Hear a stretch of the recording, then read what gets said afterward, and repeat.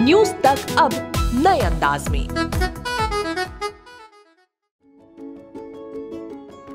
देश में corona cases में बड़ा उछाल आया है। यहाँ एक दिन में 3,47,000 से ज्यादा कोरोना केसेस मिले हैं और मरने वालों का आंकड़ा 703 रहा, जो 4 दिनों में दोगुना केसेस हैं। डॉक्टर्स का कहना है कि जो लोग भी फिलहाल दूसरी वजहों से अस्पताल में भर्ती हो रहे हैं, वो लोग भी कोरोना संक्रमित हो जा रहे हैं। इसी बीच पेरेंट्स को अपने नवजात बच्चों को लेकर भी डर सता रहा है और सबसे बड़ा सवाल उठ रहा है कि क्या ब्रेस्ट फीड कराने वाली कोरोना संक्रमित माओं से नवजात बच्चों को कोरोना का खतरा रहता है। इसी डर को खत्म करने के लिए अमेरिका की UCLA में एक स्टडी की गई। इसमें 110 स्तनपान कराने वाली माओं को स्टडी में शामिल किया गया, जिसमें 65 महिलाएं कोरोना पॉजिटिव थी और बाकी महिलाओं में कुछ कोरोना के लक्षण थे, लेकिन उनका टेस्ट नहीं कराया गया था। इसी स्टडी में पाया गया कि जिन भी महिलाओं ने कोरोना पॉजिटिव रहते हुए अपने बच्चों को दूध पिलाया, उनके जरिए नवजात बच्चों को कोरोना नहीं हुआ। डॉक्टर्स का कहना है कि माँ का दूध बच्चों के लिए प्रोटेक्शन का काम करता है। माँ के दूध में कोरोना के खिलाफ रोग प्रतिरोधक क्षमता हो सकती है, लेकिन कोरोना वायरस नहीं रहता।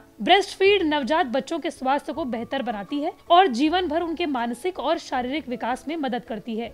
इसी वजह से भारत सरकार ने भी कोरोना के खिलाफ स्तनपान कराने को लेकर पेरेंट्स के मन में उठ रहे सवालों के जवाबों को देते हुए एक गाइडलाइंस बनाई है, जिसमें कोरोना संक्रमित माओं को अपने शिशु को नियमित रूप से स्तनपान कराने की सलाह दी गई है। गाइडलाइंस में कहा गया है कि कोरोना संक्रमित माओं के दूध में कोविड संक्रमण पैदा करने वाले वायरस मौजूद नहीं होते हैं, इसलिए माओं के दूध से संक्रमण नहीं फैलता।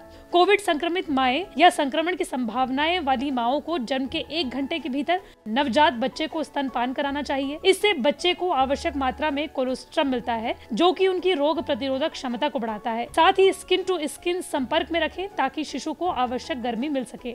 इसके साथ ही गाइडलाइंस में ये भी कहा गया है कि जो भी माएं कोरोना पॉजिटिव हैं, उन्हें अपने बच्चों को स्तनपान एहतियाती तौर पर कराना चाहिए। इसका मतलब ये हुआ कि माताओं को बच्चों के स्तनपान कराते हुए मास्क जरूर पहनना चाहिए, ताकि ड्रॉपलेट्स के जरिए बच्चों को कोरोना ना फैले। ये तो हम सभी जानते हैं कि कोरोना संक्रमित के नाक और मुंह से आए ड्रॉपलेट के जरिए कोरोना फैलता है। इसलिए गाइडलाइंस में कहा गया है कि माओं के दूध में कोरोना वायरस नहीं होता, लेकिन संक्रमित मां के नाक या मुंह से ड्रॉपलेट गिरने का ध्यान रखना चाहिए। वही बात करें देश में बढ़ते कोरोना और पाबंदियों की, तो दिल्ली में वीकेंड कर्फ्यू लागू रहेगा। इसके साथ ही बाजार भी ऑड इवन के फॉर्मूले से खुलते रहेंगे। कोविड केसेस कम होने पर दिल्ली सरकार ने इन पाबंदियों को हटाने का प्रस्ताव रखा था, लेकिन उपराज्यपाल अनिल बैजल ने इन्हें मंजूरी नहीं दी। हालांकि दिल्ली में अब प्राइवेट दफ्तर 50% स्टाफ के साथ खुल सकेंगे। उपराज्यपाल ने केजरीवाल सरकार का यह प्रस्ताव मान लिया है। बता दें कि दिल्ली में कोरोना के मामले बढ़ने पर कई पाबंदियां लगाई गई थी। इसमें वीकेंड कर्फ्यू, दुकानों के लिए ऑड इवन सिस्टम भी था। प्राइवेट दफ्तरों को पूरी तरह बंद करके वर्क फ्रॉम होम लागू कर दिया गया था।